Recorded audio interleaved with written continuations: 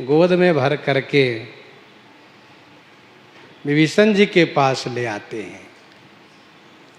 विभीषण जी के पास जब ले आते हैं तो विभीषण जी महाराज देखते ही सिंहासन से कूद पड़ते हैं और सोचने लगते हैं कि आहा हा, इन्हीं के जैसे हमारे श्री राम जी थे।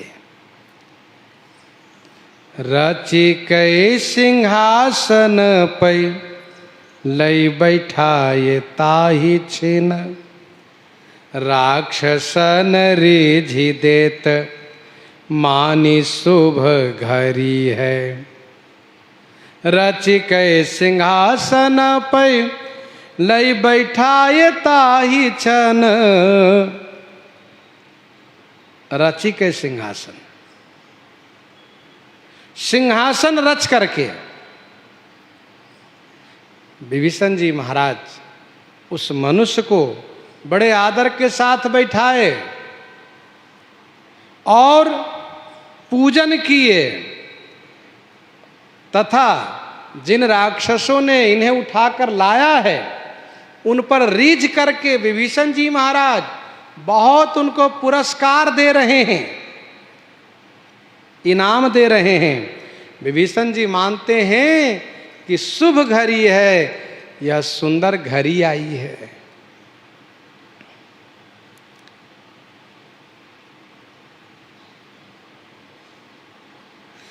तौ न प्रसन्न होत, वैसे एक पंक्ति पहले ये है, चाहत मुखार बिंद अति ही आनंद भरी, ढरकत नयन नीर टेकी ठाढ़ो छरी हैं, चाहत मुखार बिंद। विभीषण जी महाराज उस मनुष्य के मुखार बिंद को चाहत माने देख रहे हैं। चाहत मुखार बिंद अति ही आनंद भरे, अति ही माने अतिशय आनंद से भरे हुए हैं। उनके मुख को अवलोकन कर रहे हैं पलक नयन से। ढरकत नयन नीर टेकी ठाढ़ो छरी है।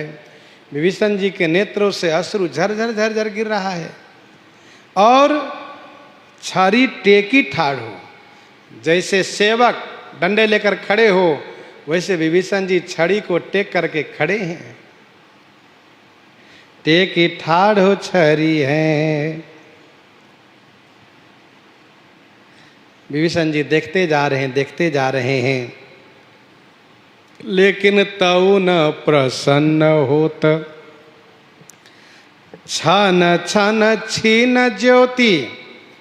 तऊ माने फिर भी वह मनुष्य प्रसन्न नहीं हो रहा है और प्रति क्षण उसकी ज्योति छीन होती चली जा रही है। वह दुखी होता चला जा रहा है, मलिन होता चला जा रहा है। क्यों? वह ये सोच रहा है कि अरे ये राक्षस लोग,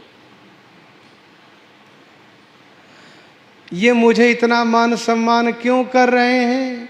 हम समझ रहे हैं बलिदान के पूर्व बलि के बकरे को हरा हरा घास खिलाया जाता है, खुश किया जाता है। ये लोग हमको मार देंगे, मार के खा जाएंगे, वैसे भी खा जाएंगे, इसीलिए बड़ा मान सम्मान कर रहे हैं। इसीलिए तऊ न प्रसन्न हो तो छन छन छीन ज्योति। विभीषण जी ने कहा हुजिए कृपाल, हे कृपालु, हुजिए माने प्रसन्न हो जाइए। आपकी उदासीनता देख करके मति मेरी अति हरी है, मेरी बुद्धि अतिशय हरण हो रही है। मेरी बुद्धि हर गई आपको उदासीन देख करके। महाराज आप खुश हो जाइए, भगवान आप खुश हो जाइए। वो बेचारा सोच रहा है क्या खुश हो जाए। अच्छा, राक्षसों की आकृति, उनका रंग रूप स्वरूप बड़ा भयावह है। विभीषण जी ने कहा ये बताइए आप खुश कैसे होंगे? जैसे प्रसन्न होइएगा वही हम करेंगे। तब इन्होंने कहा, करो सिंधु पार मेरे यही सुख सार, दियो रतन अपार लाए वाही ठौर फेरी है। करो सिंधु पार, कहा सुनिए, यदि हमको आप खुश करना चाहते हैं, हमको प्रसन्न करना चाहते हैं, तो हमको वहीं पहुंचा दीजिए जहाँ से हमको पकड़ के लाए हैं। हम समुद्र उस पार जाना चाहते हैं, हमको उस पार कर दीजिए। विभीषण जी महाराज ने कहा कोई बात नहीं, ठीक है, जब आपके लिए यही सुखसार है तो दियो रतन अपार। अपार बहुत रत्न दिए, अमूल्य मणि रत्न दिए, ज़्यादा देंगे ढोना पड़ेगा, इसलिए अमूल्य अपार मणि रत्न दिए, बहुमूल्य है। और लाए वाही ठौर फेरी है, फेरी माने फिर वाही ठौर लाए, उसी जगह ले आए जहाँ से राक्षस लोग उठाकर ले गए थे। विभीषण जी जैसे संत को पा करके इनको दुख महसूस हुआ, और घर में कोई इनके है नहीं, घर में कोई है नहीं, और बेचारे जहाज पर नौकरी करके अपना पेट पाल रहे थे, तब भी देह गेह संसार ही इसके लिए सुखसार महसूस हुआ। सांसारी जीवों की यही कहानी है कि उनको भगवत सम्मुखता, संत संगति सुखद नहीं महसूस होती है। भले ही परिवार में उसको सम्मान न मिलता हो, फिर भी उनके लिए परिवार ही स्वर्ग जैसा लगता है।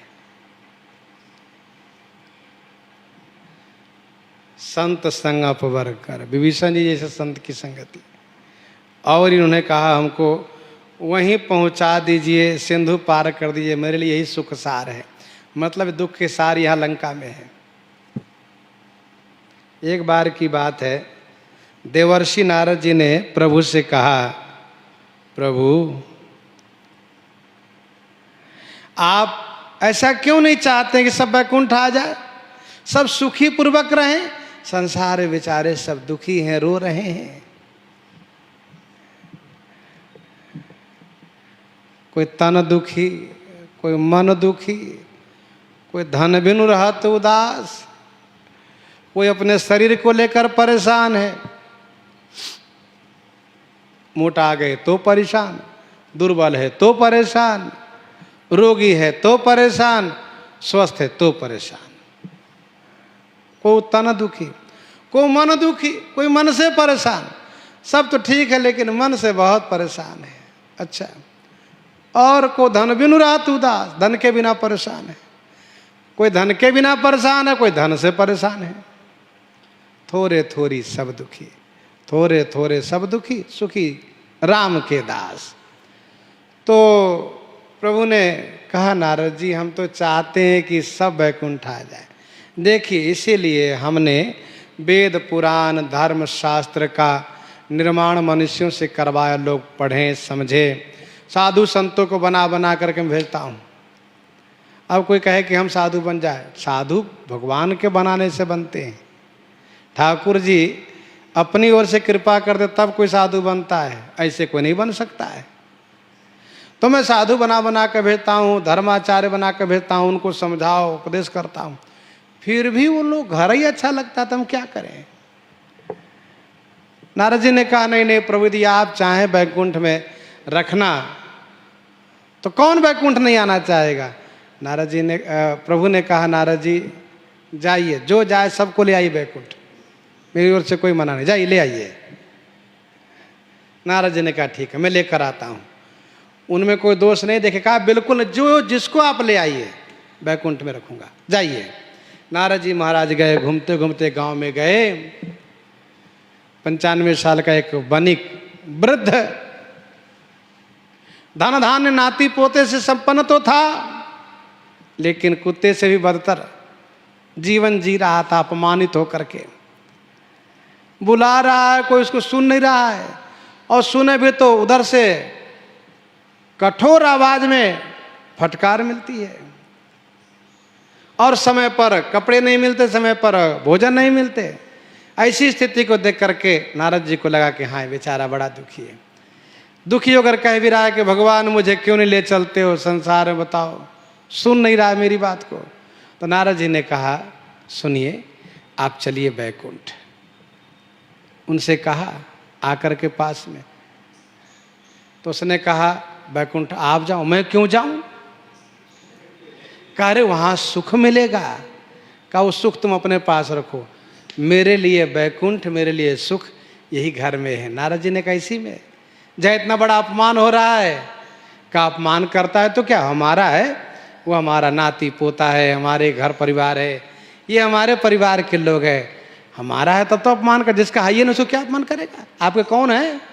कोई है आपके? जाइए बैकुंठ, आप, हमको नहीं जाना है। नारद जी को लगा रे सही ठाकुर जी कह रहे थे, कोई बैकुंठ नहीं आना चाहता।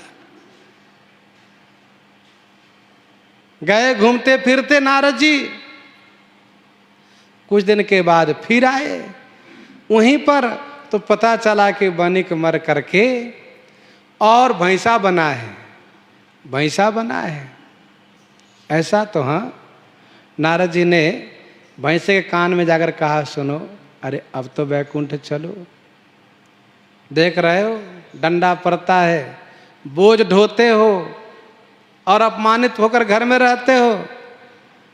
तो उस भैंसे ने सिंह सीधा करके सिर सीधा किया और नारद की ओर घुमाया और सिंह से दौड़ाया, सिंह दिखा करके अभी मारता हूं।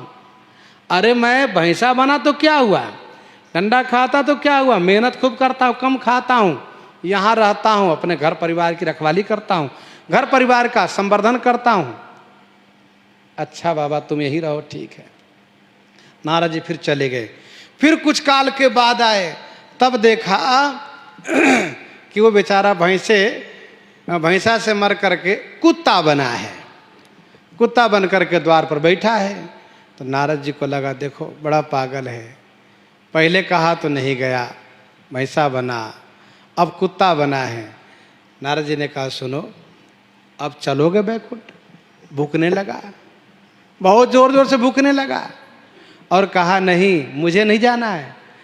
अरे जब मेरे परिवार के लोग चले जाते हैं तो घर की रखवाली करता हूँ, हाँ, चोर चुहार ना आ जाए इसीलिए मैं क्यों जाऊँ बैकुंठ, जाओ।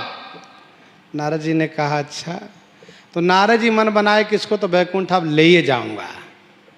फिर कुछ दिन के बाद घूम कर आए तो कुत्ता भी मर चुका है, सांप बना है, और सांप बन करके एक बिल में बैठा है घर मकान के, उसी मकान के। नारद जी ने कहा क्यों अब बैकुंठ चलोगे? कहा नहीं, यहाँ क्या करते हो? कहा मैं रखवाली करता हूँ, घर की रखवाली करता हूँ, ये देखता हूँ कि यदि कोई आएगा तो उसको काट लूँगा, मर जाएगा, घर की रक्षा तो होगी। नारद जी ने कहा नहीं जाओगे बैकुंठ? कहा नहीं। कहा ठहरो, अभी तुमको अभी दंडित कराता हूँ। नारद जी ने धीरे से घर के स्वामी को अर्थात उसी के परिवार से कहा सुनो, सांप बैठा बड़ा जहरीला है। कहाँ कहाँ है? कहाँ अमुक जगह। अब वो लाठी लेकर डंडा लेकर आए, मार दिए, खत्म कर दिए। और खत्म करने के बाद फिर इसके बाद नारद जी ने अब उसको कहा अब कहाँ जाओगे? अब तुमको बैकुंठ ले जाऊंगा, मैं बहुत दिनों से तुम्हारे पीछे पड़ा हूँ। नारद जी उसको लेकर के बैकुंठ पहुँचे। प्रभु इसको लेकर आया हूँ। प्रभु हंसने लगे, कहा लेकर तो आए हो नारद जी, लेकिन कितना श्रम करना पड़ा जरा ये तो सोचो। नारद जी ने कहा हाँ प्रभु आप ठीक ही कहते हैं, कोई बैकुंठ आना भी नहीं चाहता। तो वैसे ही इस बेचारे को लंका में सुखी होकर रहना चाहिए। विभीषण जी इतना मान सम्मान के सिंहासन पर बैठा है, पूजन किए, और ये बेचारे दुखी होते चले गए। इन्होंने कहा मेरे लिए सुखसार ये है कि समुद्र के उस पार आप कर दीजिए, मुझे समुद्र के उस पार कर दीजिए। यही है मानव जीवन की स्थिति।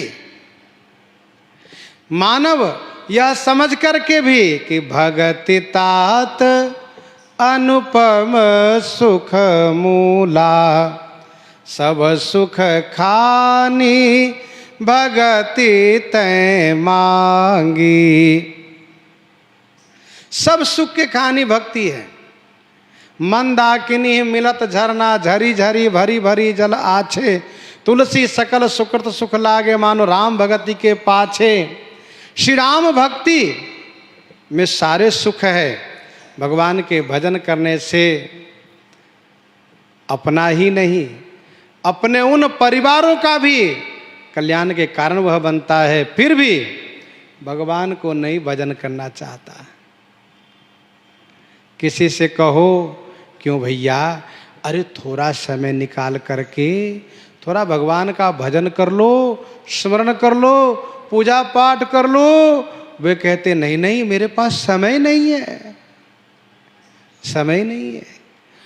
उन लोगों के पास समय नहीं है, पर 2020-21 में महामारी कोरोना के कारण सबके पास समय दिखाई दिया है।